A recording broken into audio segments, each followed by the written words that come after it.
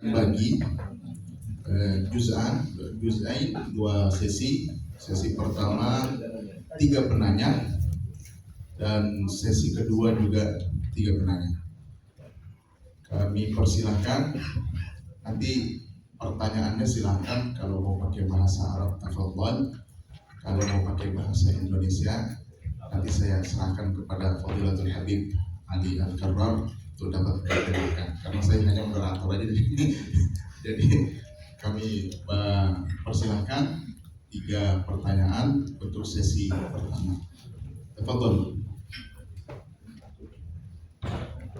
Kalau perempuan, kata Syekh Umar, biar nulis di kertas saja, nanti diserahkan kepada panitia.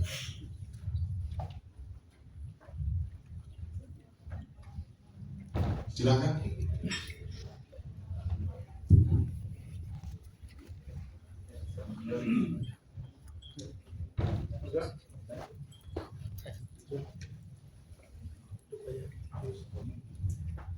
Assalamualaikum warahmatullahi wabarakatuh. Alhamdulillah, alhamdulillah pada pagi ini meluas pendalaman keilmuan kita yang diberikan oleh Syekh terhadap persiapan seorang dai atau pengajar atau mu'alim atau ustadz dalam rangka mengelola suatu kegiatan keagamaan. Afwan ya Syekh, karena tadi kan lebih banyak cenderung menyinggung tentang majelis. Pertama pertanyaannya adalah ma'had juga apakah bagian daripada majelis, karena orang kadang-kadang dominan lebih ke majelis, walaupun di majelis itu secara usia bervariasi, sedangkan ma'had itu disesuaikan dengan usia dan tingkatan. Ada yang menyebutkan bahwa ma'had itu lebih daripada majelis. Hal ini sahih, apakah betul? Karena majelis ilmu itu di ma'had lebih dalam pembelajaran thalabah, talamid itu lebih daripada keagamaan. Sebagaimana kita ketahui yang mulia Sayyidina Habib Umar juga mempunyai ma'had. Kemudian yang kedua, tidak bisa sampai salah saya, aku kayak kemarin dibatasin ya. Silakan. Tadi disinggung tentang riba. Ini sangat keras riba ini, yang hakullahu riba yang bisadaqat. Di saat ini ya Syekh, tidak bisa kita selalu ada terkait dengan riba apapun, mau di bank apapun di luar bank, ada kreditan apa semuanya pasti bersangkut paut dengan riba. Bagaimana kita bisa menghindarkan atau mengurangi? Kalau menghindar agak susah, mengurangi bahkan tidak memakan daripada riba tersebut. Bagaimana cara bagaimana cara kita masalah riba ini terhindar bahkan tidak memakan, sedangkan dalam kondisi saat ini semua serba ada. Kita sekarang ada aplikasi bank itu semua, kalau kita pinjam itu pasti ada semua. Kalau kita kredit, kata kredit panci apa sebagainya itu ada semua. Baik kredit tanah, motor, mobil semua ada. Mau cash, mau bulus. Jadi sebenarnya semua akan terkait. Kemudian terakhir yang ketiga adalah ini kayaknya agak sedikit berat daripada riba sepertinya, karena mu'alim juga harus dituntut dengan ikhlas. Ikhlas inilah yang menjadi topik kehidupan kita. Dikira mu'alim atau kita sebagai pengajar ini adalah usaha mencari nafkah dengan mengajar itu. Nah ini bagaimana kita bisa memurnikan seorang pengajar, seorang berdakwah dalam berdakwah lillahi ta'ala, artinya ikhlas. Ini kan sangat berat sekali, karena dari satu sisi juga kita harus punya ma'isyah, punya kehidupan, punya tanggungan. Sedangkan satu sisi kita mengemban pendidikan yang notabene di pendidikan itu gaji ya, ujrah. Itu yang diharapkan untuk memenuhi daripada keluarga dan sebagainya. Afwan, syukran saya Muslim. Assalamualaikum warahmatullahi wabarakatuh. Waalaikumsalam warahmatullahi wabarakatuh. Ada 3 pertanyaan dari Ustaz Ansari Syari. Langsung jawab.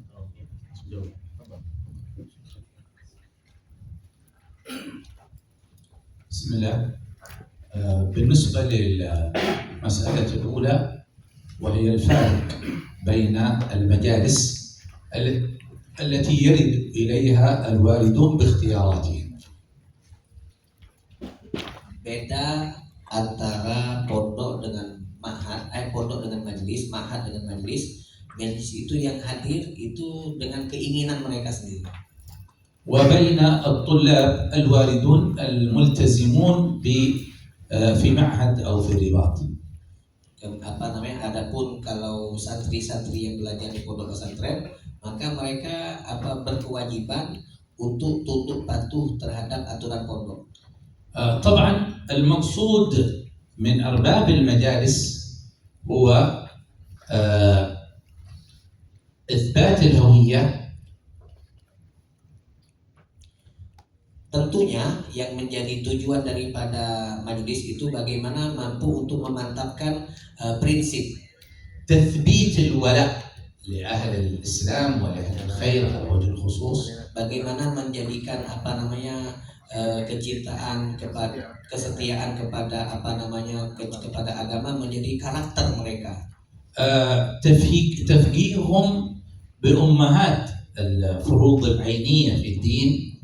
Bagaimana kita mampu memberikan pemahaman kepada mereka yang hadir di majelis tentang hal-hal penting, poin-poin penting dalam agama. هذه المقصود من المجالس العامة. Ini tujuan dari majelis umum. أما المجالس الخاصة الطلبة الذين في المعاهد والطالبات المقصود تهيئتهم لأن يكونوا جنودا خلف النبي محمد صلى الله عليه وسلم. Adapun target dari pendidikan yang dibuat di pondok pesantren maka berbeda. Kalau di pondok pesantren kita siapkan santri-santri itu ke depannya menjadi tentara-tentara yang menjadi pembela agama Nabi Muhammad SAW. فلا بد من غرس إرث النبوة تاما فيهم. Maka oleh karenanya wajib di dalam pribadi setiap santri ditanamkan kecintaan kepada baginda Nabi Muhammad secara sempurna. ربما كان البذل لأرباب المجالس والمترددين إليها أشد وأشد على الإنسان من الطلبة المعهد. Terkadang bisa jadi usaha yang kita upayakan untuk mengembangkan majelis itu lebih berat dibandingkan di pondok pesantren. فإنهم في المجلس يحتاجون إلى بذل أكثر، إلى أخذ باليد أكثر، إلى تحمل أكثر، لأن الموجود عندك إذا ما وجد منك ما يريد سيذهب. Karena kalau di majelis ya seperti kesimpulannya saja, kalau kita nggak sempurna ya ditinggal. لكن الموجود عندك في المعهد هناك إدارة تعليم طلاب سيعينونك عليه.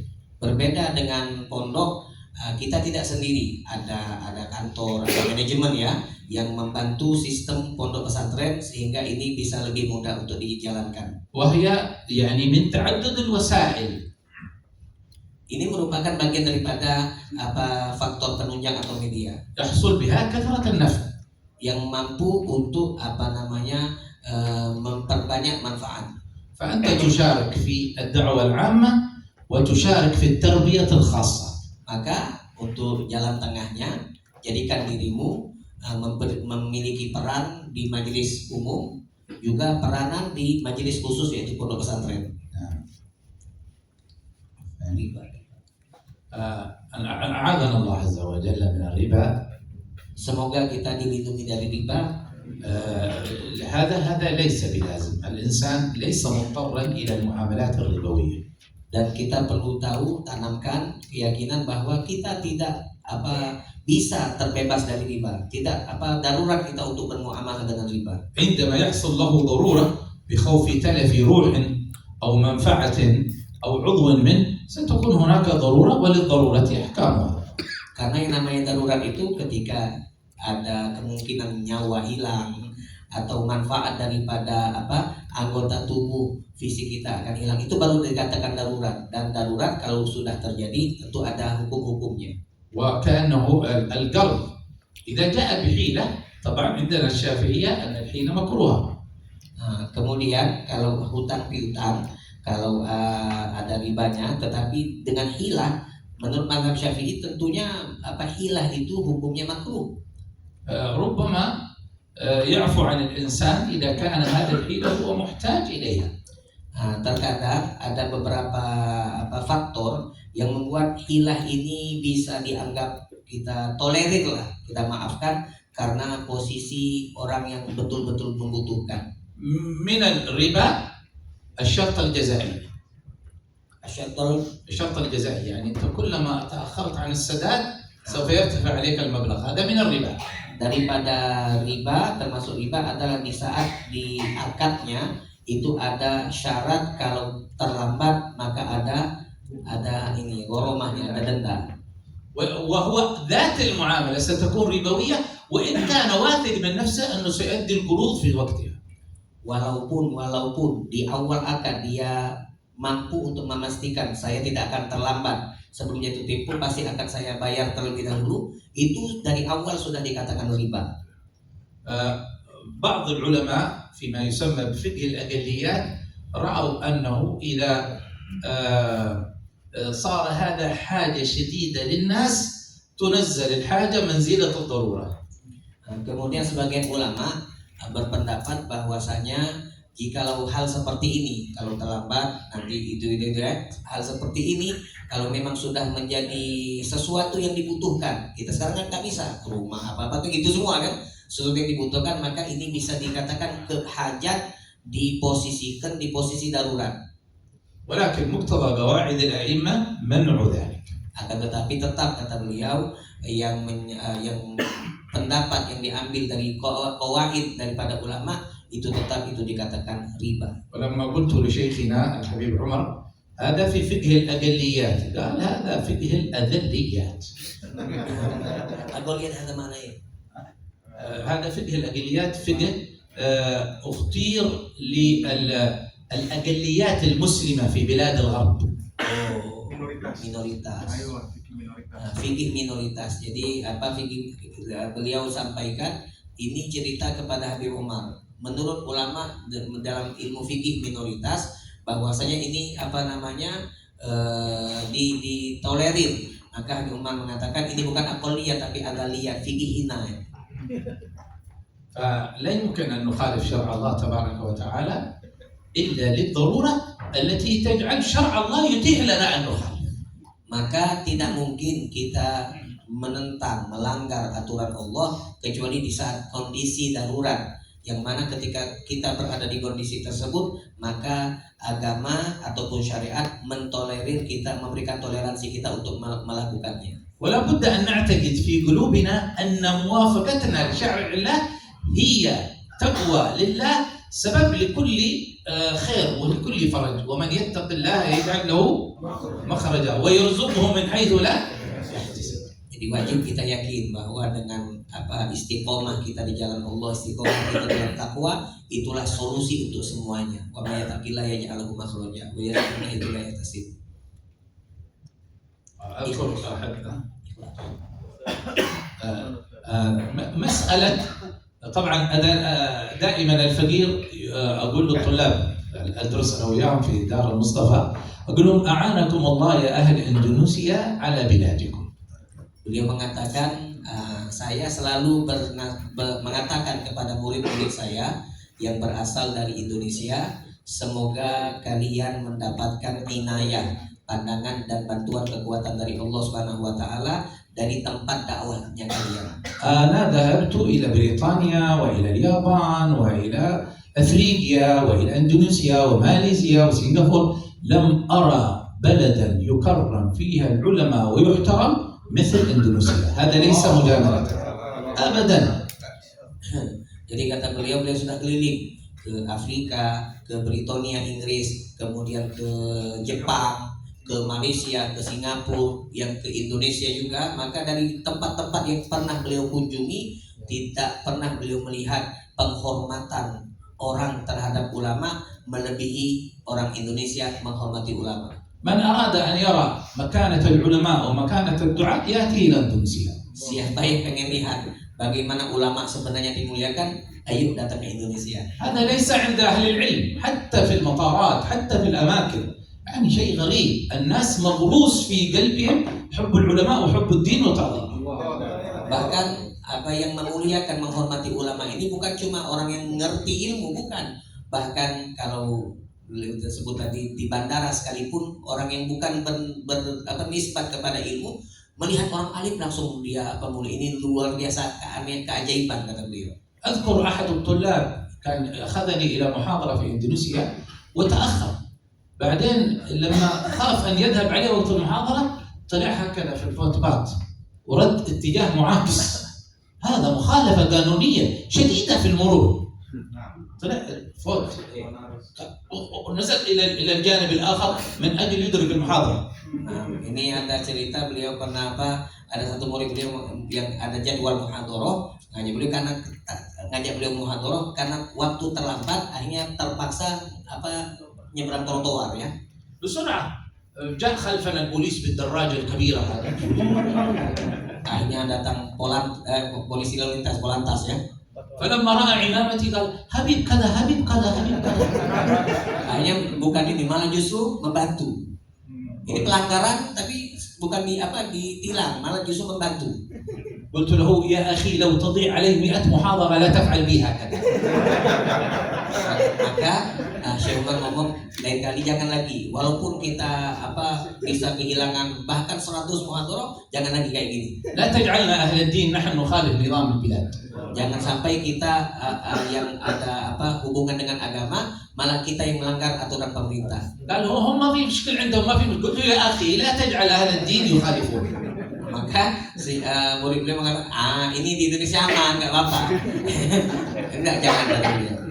مستعد أن تقول لي تعال قبل المحاضرة بساعتين، مستعد، لكن لا تفعل بها. Maka beliau mengatakan, aku siap untuk kau katakan siap-siap Syekh sebelum jadwal 2 jam sebelumnya, aku siap untuk mempersiapkan diriku. Yang penting jangan kayak gini lagi. لكن هذا التعظيم يا إخواني يحتاج منكم إلى إخلاص لله عز وجل. Nah, di balik nikmat yang Allah tuangkan berikan kepada kita di Indonesia, orang-orang menghormati ulama luar biasa. Di sini juga ada ujian untuk kita, bagaimana kita mampu mengikhlaskan apa yang kita berikan kepada mereka. عندنا في بلاد العرب ما لا أحد يعظم أهل الدين إلا قليل جدا. Di negeri Arab tidak ada seperti ini yang menghormati kecuali ya sedikit sekali. فلذلك نحن معانين على الإخلاص. Oleh karena inilah kita di sana terbiasa dengan ikhlas karena memang dia tidak dianggap, memang sudah biasa dianggap. وأنا صغير في طلب العلم ولا زلت صغير كان شيخي الشيخ فضل رحمه الله المفتي، هو أصله من شربون، خرج إلى تريم وصار بعد ذلك هو المفتي في تريم. كان يقول لي لا تنتظر من أحد أن يمدحك ولا أن يعطيك، فهذه بلاد لا أحد يعين أحد فيها. تريد تكون عالم أنت ادرس لكي تكون عالم. Syekh beliau, guru beliau yaitu Syekh Fatal, lahir di Cirebon lalu berangkat ke Tarim Hadramaut, kemudian belajar sampai jadi mufti ya. Di masa beliau masih kecil belajar, maka Syekh Fatal berwasiat nasihat kepada Syekh Umar, jangan pernah kau mengharapkan pujian orang memuji begitu, apalagi orang itu memberikan hadiah kepada, jangan harap. Di sini tidak ada apa-apa, maka siapkan dirimu untuk menjadi orang alim, itu cukup. هنا أنتم تحتاجون إلى مراعاة العلم. Adapun di sini di Indonesia, maka kalian perlu untuk mengontrol dan selalu mengawasi hati kalian. عندما يكون الأمر لله انظر. Jika di saat apa yang akan kalian lakukan itu lillah, maka jalankan. عندما يتضح الأمر أنه ليس لله ولكن لأجل مظهر أو لأجل راحة نفسية، هذا تمسك. Di saat bukan demikian, bukan karena Allah, untuk pengen santai atau hak-hak yang lain, untuk tujuan-tujuan yang lain, maka tahan, jangan lakukan. وربما لأجل تربيتك لنفسك تأخذ الأشق عليك من أجل تربية النفس. Dan untuk membiasakan diri kita supaya bisa ikhlas, terkadang kita butuh untuk memaksakan jiwa diri kita melakukan sesuatu yang paling bertentangan, sulit untuk dilakukan oleh nafsu. سيدنا رسول الله صلى الله عليه وسلم أعطى سيدنا عمر شيئا من المال. Nabi Muhammad memberikan sahabat Umar harta. فقال سيدنا عمر رضي الله عنه يا رسول الله أعطيه غيري. Maka sahabat Umar mengatakan, ya Rasulullah, berikan kepada yang lain. قال له رسول الله يا عمر ما أتاك من هذا المال من غير استشراف نفس فخذه. Maka Nabi Muhammad mengatakan, wahai Umar, apa yang datang kepadamu daripada harta-harta dunia tanpa ada harapan darimu atau harapan daripada nafsumu, ambil, nggak apa-apa.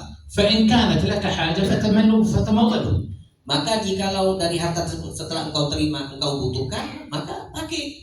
وإلا فأعطه غيرك. Kalau engkau nggak butuh, maka salurkan, berikan kepada yang lain. وما لا أي الذي لا يأتي لا تتبعه بصرك. وما لا الذي أتاك من غير استشراف تمام. الذي ما أتاك أصلا لا تتبعه بصرك، لا تستشرف لأحد ترجو من أحد. Jikalau harta-harta dunia itu tidak datang kepadamu, jangan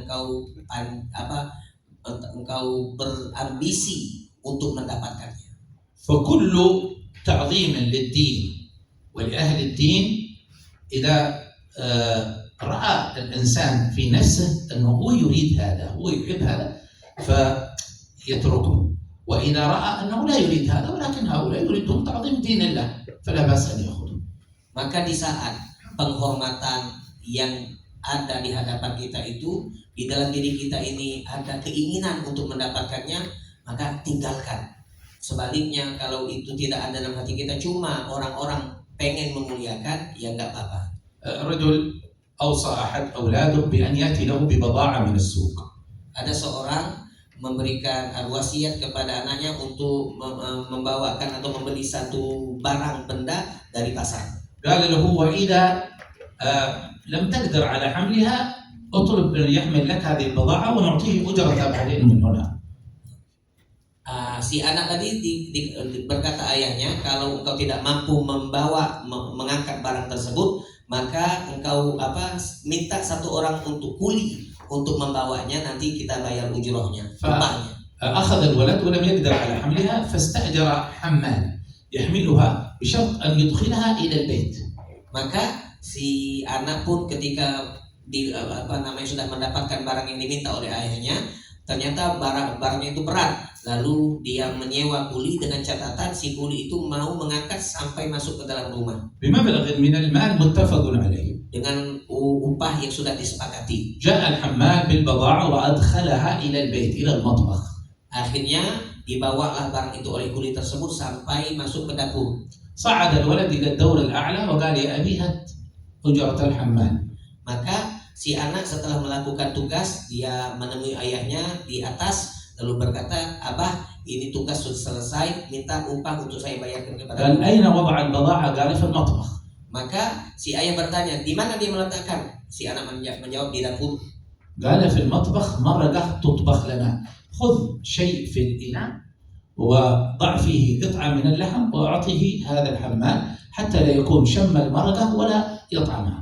Maka si ayah berkata, wahai anakku, di dapur itu ada kuah marok, buah kambing, maka kau ambil satu wadah, isi kuah, isi daging. Nggak enak dia masuk ke dapur mencium aroma kuah tapi nggak makan itu.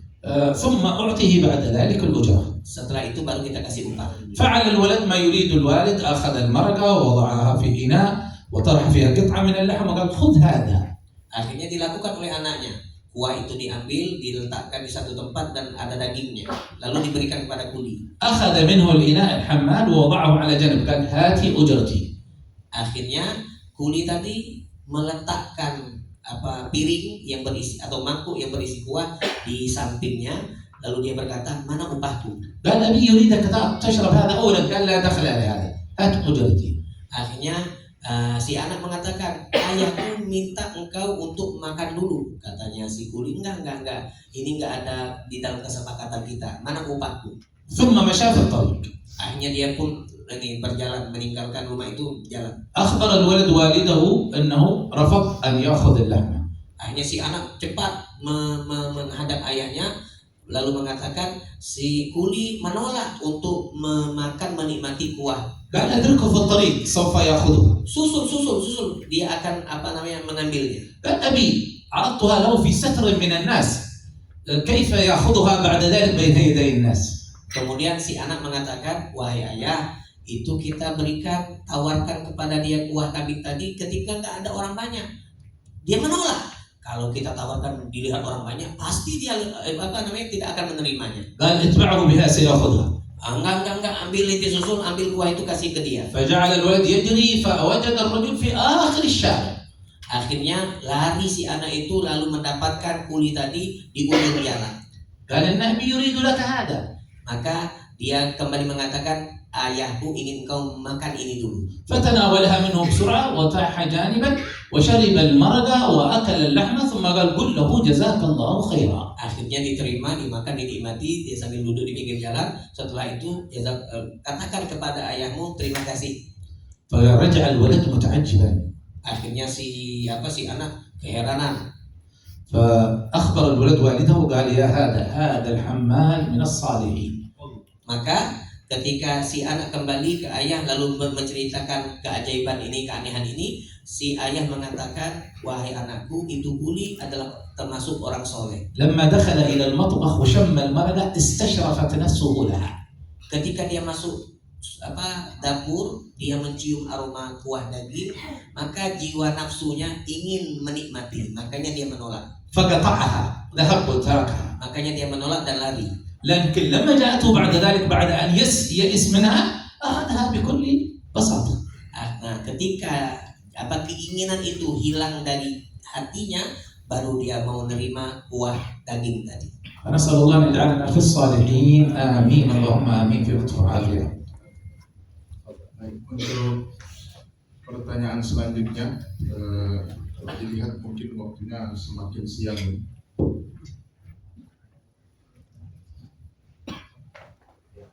Untuk penanya selanjutnya tersisa 2 penanya lagi dan kami mohon 3 penanya lagi. Baik, 3 penanya lagi.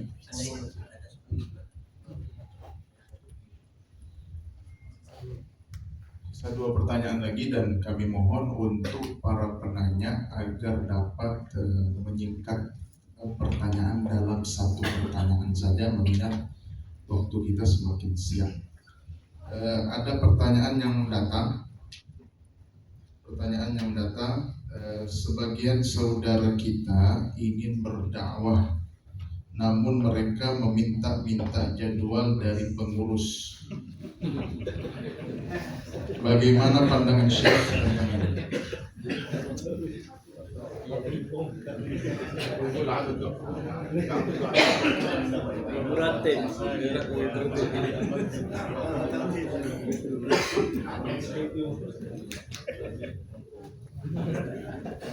الحمد لله. إذا كان المقصود ترتيب دروس اللي هو عبارة عن أجر يأخذها ويشترطها، هذا لا يليق ولا يجوز، لا يليق ولا يجوز. وإن كان المقصود أداء الدروس فلا بأس، أنا مستعد لأداء الدرس الفلاني، تفسير، حديث، فقه، إذا عندك ترتيب أنا مستعد. Jadi kalau minta dijadwalkan itu tujuannya ya biar ada pemasukan, biar ada income ya, biar ada income, maka nggak boleh. Tapi kalau dia niatan nawaitunya untuk bagaimana dia memberikan manfaat, maka bagus juga, nggak apa-apa. Rasulullah يقول من غزا ولم ينوي إلا عقالا فله ما نوى. Nabi mengatakan siapa yang berperang, berjihad tapi tidak ada niat kecuali dia ingin mendapatkan satu upah, dapat harta rampas maka dia tidak akan dapat dari pahala dari jihad tersebut kecuali apa yang dia inginkan atau niatkan. وإن كان مقصوده بلاغ دين الله، أتى مال ما أتى مال، قدروا ما قدروا، احترموا ما احترموا، أهم شيء أنا أبلغ دين الله، عندي رسالة أريد بلاغها. Akan tetapi kalau niatannya cuma untuk menyampaikan risalah, menyampaikan maklumat keilmuan, mau didengar atau tidak didengar, mau dimuliakan atau tidak muliakan, mau dapat upah, uang atau enggak, maka ini enggak masalah, bagus. رسول الله كان في بداية أمره في أجل رسالته يعرض نفسه على القبائل صلى الله عليه وسلم. Ini bahkan dilakukan oleh Nabi Muhammad di awal dakwah beliau. Beliau menyodorkan, menawarkan diri beliau kepada kabilah yang ada. وكان يطلب منهم نصرته Bahkan beliau minta kepada mereka untuk membantu Nabi. حتى يبلغ دين ربه. Hatta يبلغ دين انصروني حتى أبلغ دين الله. untuk membantu Nabi di dalam proyek dakwahnya Nabi. وكان يتردد عليهم بنفسه ما أحد يدعوه هو بنفسه يذهب إليهم. Bahkan Nabi dia kerja sendiri, ke sana ke sini untuk menawarkan hal tersebut. حتى أكرم الله عز وجل الأنصار بحسن نصرته فصموا أنصارا. Maka sampai dapatlah Nabi Muhammad SAW sebuah kelompok yang disebut dengan Ansor. Dengan mereka akhirnya Nabi Muhammad SAW akhirnya mampu untuk membantu, sama-sama membantu agama Allah Subhanahu Wa Taala. فكثير من هذه الأشياء راجعة إلى مقصد الإنسان. Maka kembali kepada pribadi dan diri masing-masing. ولا يمكن أن نتعذر ونتعلل بأن فلانا فعل كذا، فلانا فعل كذا، لا أنت قلبك، هذاك له قلب، وأنت ماذا يقول قلبك؟ Jangan kita lihat fulan vonis ya, menghukumi, jangan menjudge, jangan. Ya lihat hati kita, dia punya hati, kita juga punya hati. Bismillah. Nah, sekarang selanjutnya pertanyaan tadi duluan Ustaz. Baik, untuk pertanyaan ketiga. Assalamualaikum warahmatullahi wabarakatuh. Singkat saja, pertanyaan saya, Fakir, bagaimana atau apakah boleh bagi seorang dai ketika menyampaikan ilmunya diselingi dengan guyonan yang sebetulnya guyonan itu tidak pantas, atau kadang-kadang menyebutkan anggota tubuh intim misalnya? Dan apa boleh kita hadir di majelis yang kita sudah tahu dai yang akan menyampaikan ilmu guyonannya seperti itu? Apakah kita boleh hadir di majelis seperti itu? Sekian, wassalamualaikum warahmatullahi wabarakatuh.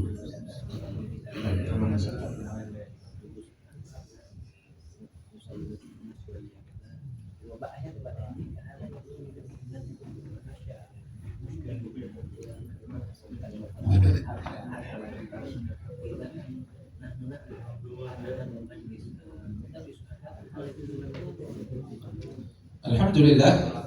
عندك في مقصد الثاني الذي مقصد الثاني الوسيلة 11.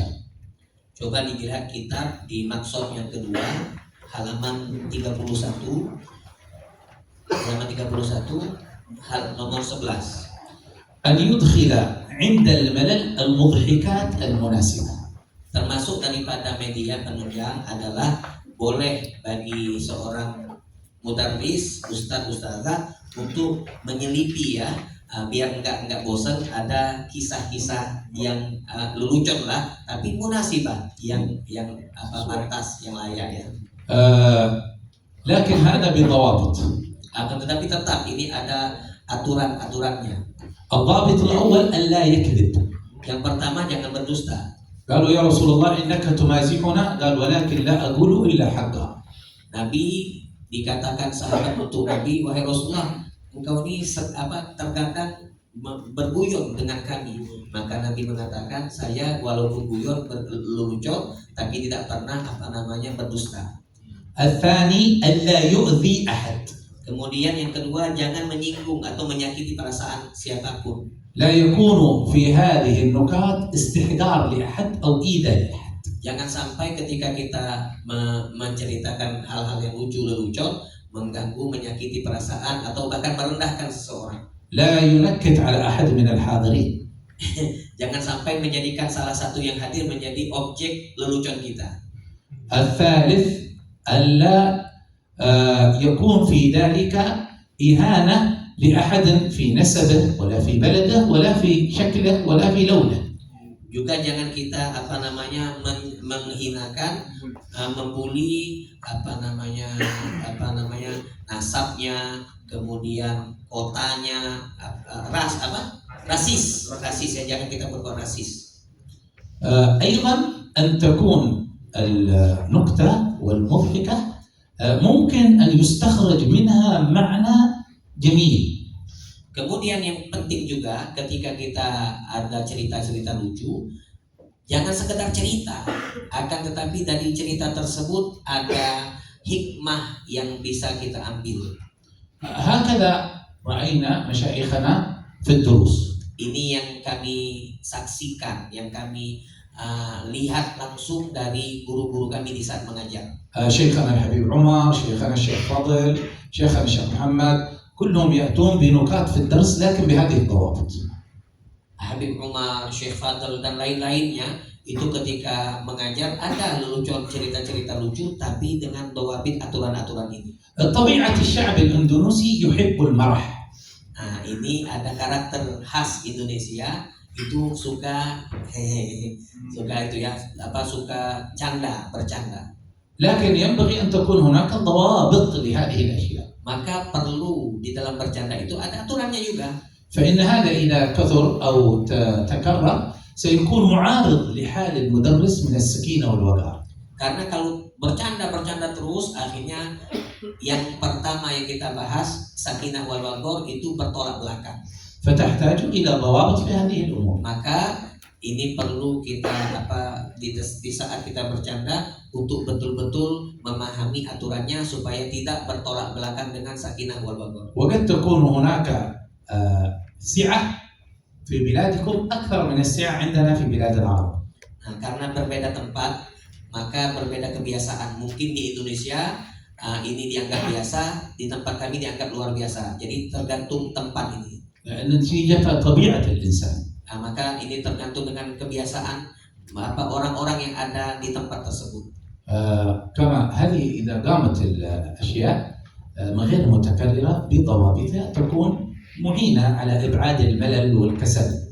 Hal ini kalau dilakukan tentunya dengan dawabit atau aturan yang telah ditentukan, ini tentu akan menjadi sebuah media penting bagaimana yang hadir itu tidak bosan. Hukum alih hukumnya. Ada perlu dawabit mayus. لا ما بيكون هذا يعني أثره الغير طيب أكثر من أثره الطيب. Hal لا يترك مجلس. hal yang justru dalam hudud. بعد ذلك إذا كان في مخالفات شرعية لا يجوز لنا الحضور. Kalau memang bertentangan dengan syariat, maka nggak boleh kita hadir. إذا غلب على ظننا أنه سيكون هناك مخالفات شرعية في هذا المجلس لا نحضر. Maka kalau memang sudah ghalabatul dhon, ya, bukannya syak tapi ghalabatul dhon, kita hampir yakin terjadi hal-hal seperti itu, nggak boleh kita hadir. وإذا لم يغلب ذلك على ظننا وحضرنا وحصل هذا وقدرنا على أن نعدل شيء واجب علينا نعدله.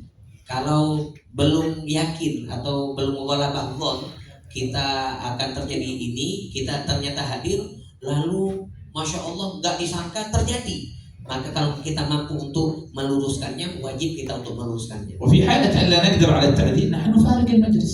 Kalau nggak mampu kita meluruskan, ya sudah mundur dari majlis tersebut.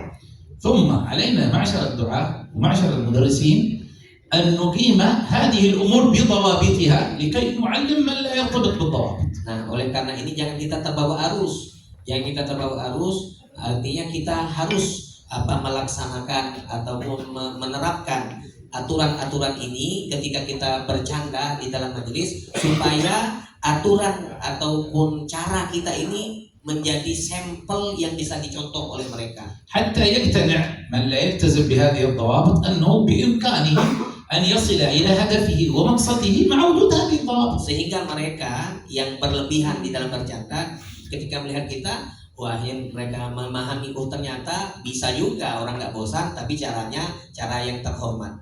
أما أن يصير درسنا درس ضحك من أوله إلى آخره أو في كثير منه فهذا لا يليق بالعلم وبالدين. Adapun dari awal sampai akhir majelis semuanya bercanda, maka ini bukan majlis ilmu, tidak layak untuk dikatakan majlis ilmu. كما أنه لا يجوز أن يكون هناك إضحاك في الرموز الدينية. Kemudian juga poin penting, nggak boleh kita bercanda dengan simbol-simbol agama. يعني القرآن الكريم، الرسول صلى الله عليه وسلم، العلماء، أهل البيت، هذا ما يهم الصحابة، لا يمكن التنكيد في هذا ولا الضحك في هذا. Maka seperti yang tadi beliau sampaikan, Al-Quran, kemudian Nabi Muhammad, ulama, solihin dan lain sebagainya, daripada simbol-simbol agama nggak boleh kita jadikan objek untuk kita candai. يجب أن تبقى الرموز الدينية عظيمة في المنتسبين إلى الدين. Wajib kita menjaga marwah daripada simbol agama tersebut. نعم. Untuk yang terakhir,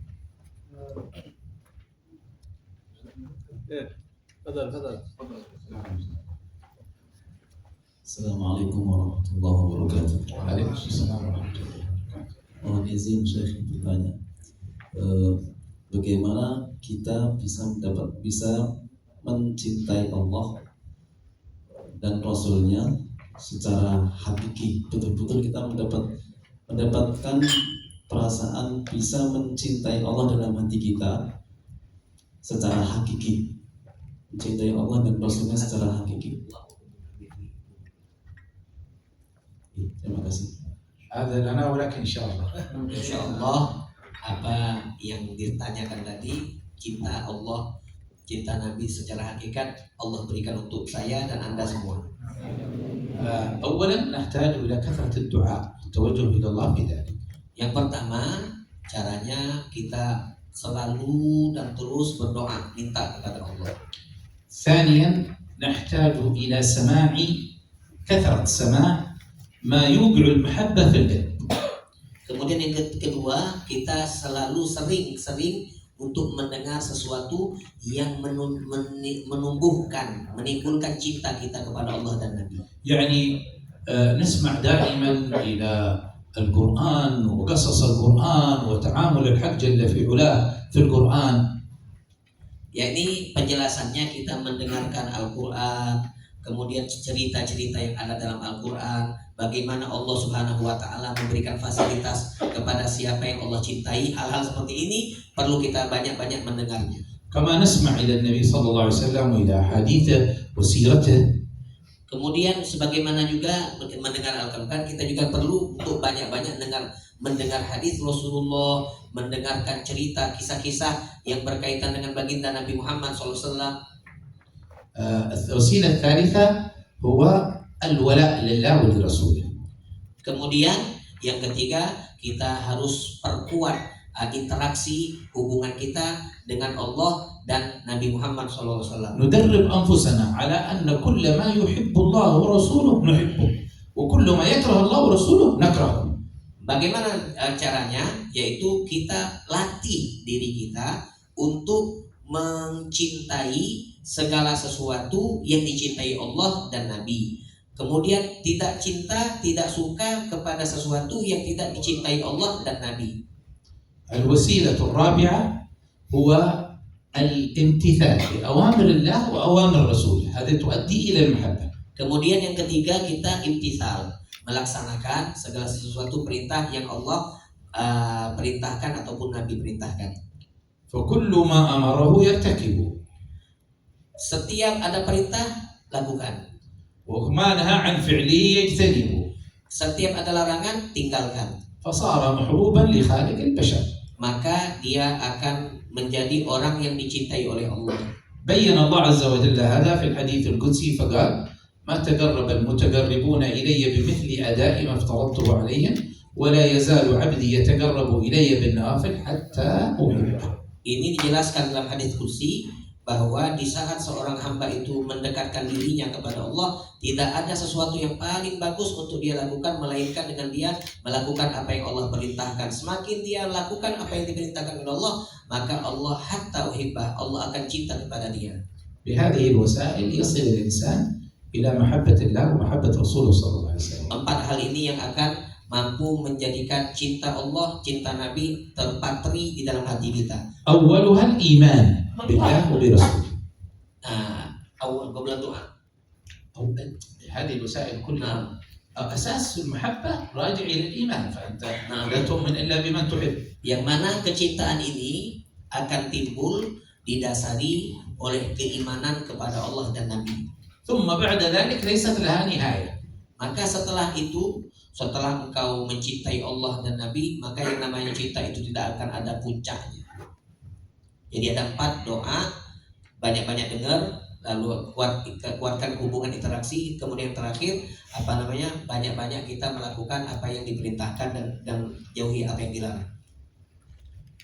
نشكر فضيلة الشيخ عمر بن حسين على ما أفادنا واستفدنا بحمد الله بما شرحه في هذه الدورة المباركة.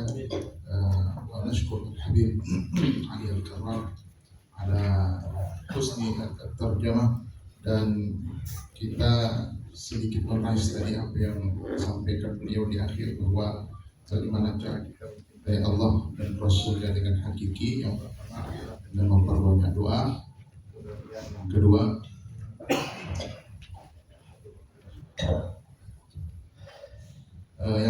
adalah dengan memperbanyak berdoa kepada Allah. Kemudian yang kedua memperbanyak mendengar apapun yang bisa membuat kita cinta kepada Allah, baik itu Al-Quran, kisah-kisah yang ada dalam Al-Quran atau sirah an-nabawiyah. Kemudian yang ketiga kita memperkuat lagi kesetiaan kita kepada Rasulullah, kepada Allah dan Rasulnya dengan cara melatih diri untuk menjalankan apapun yang dicintai Allah dan Rasulnya. Melatih diri untuk menjalankan apapun yang dicintai Allah dan Rasulnya. Dan yang terakhir adalah menuruti apa yang diperintahkan Allah dan Rasulnya dan menjauhi larangan dari Allah dan Rasulnya. Baik, dengan 4 pertanyaan yang telah disampaikan tadi, berikut jawabannya langsung dari Fadilatul Syekh Omar bin Hussein Al-Khatib. Maka kami berterima kasih kepada para penanya dan sampailah kita pada penghujung acara. Dan di penghujung acara atau daurah ini kita